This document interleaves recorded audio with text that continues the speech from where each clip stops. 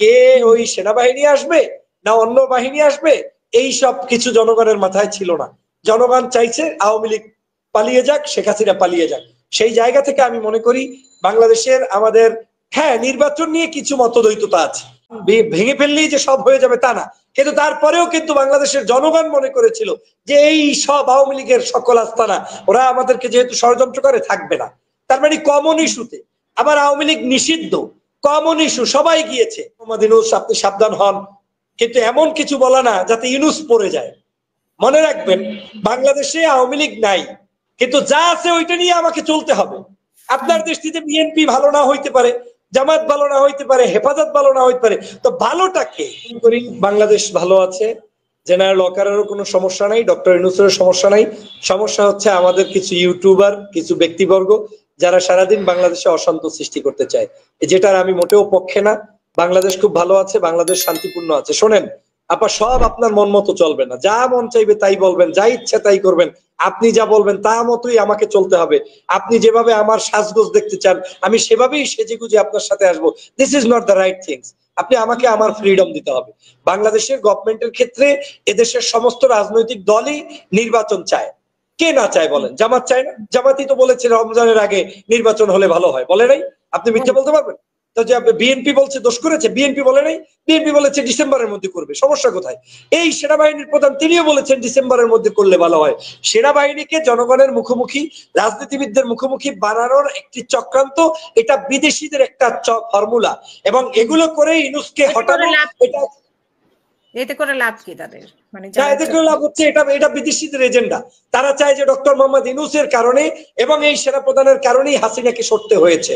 সে কারণে এই দুইজন মানুষকে যদি এরকম বিপদে ফেলে একে অপরের মধ্যে মানে বিভাজন তৈরি করে দিতে পারে, সন্দেহ তৈরি করে দিতে পারে। যেমন আপনি আমার ভেরি ক্লোজ ফ্রেন্ড, আমরা একে অপরে টকশো করেছি, লম্বা সময় আমাদের জার্নি ছিল, হ্যাঁ অনেক সম্পর্ক। আমরা এখন আপনার সাথে আমার বিরুদ্ধে একটা কান কথা বলে দিল, আমাকে একটা বলে দিল, এই সম্পর্ক নষ্ট হওয়ার মধ্যে যদি আপনার সাথে আমার টকশো বন্ধ হয়, ওটাও একটা গ্রুপের সফলতা। কেন? সে চায় না যে আপনি জাতির জন্য কিছু বলেন। তো আমি এটা উদাহরণ দিয়ে বললাম যে আজকের বাংলাদেশের অনৈক্যের মূল জায়গাটা হচ্ছে ওই জায়গায়। এই জায়গাটায় তারা বিভ্রান্ত সৃষ্টি করতে চায়, কিন্তু আমি মনে করি না যে এটা করবে। সেনাবাহিনী যদি এই কাজ করত তাহলে 5ই আগস্ট তাদের জন্য সবচেয়ে বেস্ট টাইম ছিল, কারণ ওই সময় জনগণ শেখ হাসিনা মুক্ত হতে চেয়েছে। কে ওই সেনাবাহিনী আসবে না অন্য বাহিনী আসবে, এই সব কিছু জনগণের মাথায় ছিল না। জনগণ চাইছে আওয়ামী লীগ পালিয়ে যাক, শেখ হাসিনা পালিয়ে যাক। সেই জায়গা থেকে আমি মনে করি বাংলাদেশের আমাদের, হ্যাঁ, নির্বাচন নিয়ে কিছু মতদ্বৈততা আছে। যেমন বিএনপি মনে করে ডিসেম্বরের মধ্যে হওয়া উচিত, সেনাপ্রধান মতামত দিয়েছেন বা তাদের গোপন বিভিন্ন তথ্যের আলোকে বাংলাদেশকে শান্তপূর্ণ রাখার জন্য ডিসেম্বর দিয়েছেন, ফাইন। এখন ডিসেম্বরটা ফেব্রুয়ারি করতে হবে এমনটা না। আবার জুনে আপনার ডক্টর ইউনূস বলেছে যে জুনের পরে একদিনও লেট করবে না। তো এইটাকে আমার একেবারে চিবাইয়া চাবাইয়া জুন পর্যন্ত যেতেও দেওয়া যাবে না, এটাও সঠিক না। কিন্তু বাহিরের ষড়যন্ত্র কিভাবে দেখি আমরা, যে সবকিছুর মধ্যে ভারতের ষড়যন্ত্র খুঁজি, মানে সবকিছু বাংলাদেশের 5 তারিখে স্বাধীনতা হওয়ার পর সবচেয়ে অসন্তুষ্ট হয়েছে ভারত, সবচাইতে অসন্তুষ্ট। যদি কারো থাকে, হ্যাঁ, আওয়ামী লীগ তো পার্ট অফ ভারত। আপনাকে তো আওয়ামী লীগ তো বলতে পারবেন না যে they are part of Bangladesh, they are not. তো তার লাস্ট 15 ইয়ার্স তারা মানে কমান্ডেড বাই ভারত, তারা নরেন্দ্র মোদীর থেকে মানে করেছে, তাদের ভারতের যখন যে ক্ষমতা এসেছে তাদের মাধ্যমে এই দেশে গত 15 বছর গভর্নমেন্ট রুল করেছে। এই রোলটা করার কারণেই আজকের আওয়ামী লীগ ভারতের হয়ে গিয়েছে, যে কারণে ভারত ভাবতেই পারে না এরকম একটা অধঃপতন তাদের হবে, এরকম একটা ধস নামবে। সে কারণে তারা মানসিকভাবে বিব্রত, শারীরিকভাবে অসুস্থ, বন্ধুত্ব নষ্ট, একে অপরের মধ্যে সমস্যা। তার সেই ভারতের মানে শেখ হাসিনাকে তার দেশে দায়ী করব, মানে ভারত এটার পেছনে এই যে ডক্টর ইউনূস, তারপরে সেনাপ্রধান বা দেশে একটা অস্থিতিশীল পরিস্থিতি দায়ী যে তৈরি করার চেষ্টা, সেটাকে আমরা ইউটিউবারদেরকে দায়ী করব না, ভারতকে দায়ী করব। যে কে এখানে দুই ধরনের এখানে সবারই কম বেশি অবদান আছে, ইউটিউবার দায়ী না। ইউটিউবারদের একটা জিনিস আপনাকে আপা বুঝতে হবে, আমি বলতেছি একটা জিনিস আমাদেরকে একটু ক্লিয়ার হতে হবে। সবার আগে বুঝতে হবে রাজনীতি এক জিনিস, টক শো আর এক জিনিস, ইউটিউবিং আর এক জিনিস। এটা নেচার অফ জব, এক একজনের এক এক ধরনের অভিজ্ঞতা আছে। আপনার যে অভিজ্ঞতাটা আছে, নিশ্চয়ই আমি পলিটিক্স করি, আমার অভিজ্ঞতা আপনার মতো নাই। আপনি অনেক সময় আওয়ামী লীগকে নিয়ে বসতে জানেন, জামাতকে নিয়ে বসতে জানেন, হুজুর নিয়ে বসতে জানেন। এই যে আপনার গ্রহণযোগ্যতা, এটা আপনি এই কাজের ভিতরে থাকতে থাকতে হয়েছে। আমরা রাজনীতিবিদরা অনেক কিছুই হয়তো সবার মতো পারবো না। আমি সেই জায়গা থেকে বলছি, তারা কিছুই করতে পারবে না। আপনাকে তো উদাহরণ দিয়ে বললাম, আপনার কিছু কমন ইস্যু আছে, যে ইস্যুতে আপনি ডাক দিলে সবাই আসবে, সেটা ইউটিউবার ডাক দিলেও আসবে, আমি ডাক দিলেও আসবে, আপনি ডাক দিলেও আসবে। আর কিছু ইস্যু আছে যেখানে ডাক দিলেও যাবে না।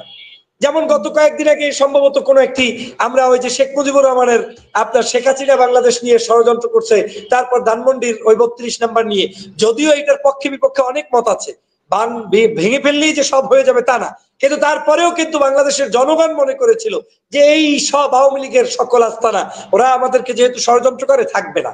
তার মানে কমন ইস্যুতে আবার আওয়ামী লীগ নিষিদ্ধ, কমন ইস্যু সবাই গিয়েছে। কিন্তু আওয়ামী লীগ নিষিদ্ধের পরেই যখন এনসিপি স্বাধীন মতো কোন একটা সমাবেশ করেছে, 100 বা 50 জন মানুষ হয়েছে। অর্থ হয়েছে ওই 100 জনই তার পিপল, ওই 50 জনই তার পিপল, ওখানে আর অন্য লোকরা যায় নাই। অতএব বাংলাদেশে ইউটিউবার কোনো ফ্যাক্ট না, ফ্যাক্ট হচ্ছে যার যে জব তাকে সেটা করতে হবে। ইউটিউবারদের এটার কারণে মানুষের হয়তো ঘুম নষ্ট হয়, টেনশন বাড়ে, কোনো কারণে একটা অনৈতিক মিথ্যা, এই যে 9 মাস পর্যন্ত সবাই বলে কু হবে, কু হবে, আজকে হবে, কালকে হবে। আচ্ছা আপা বলেন তো, আজ পর্যন্ত হয়েছে?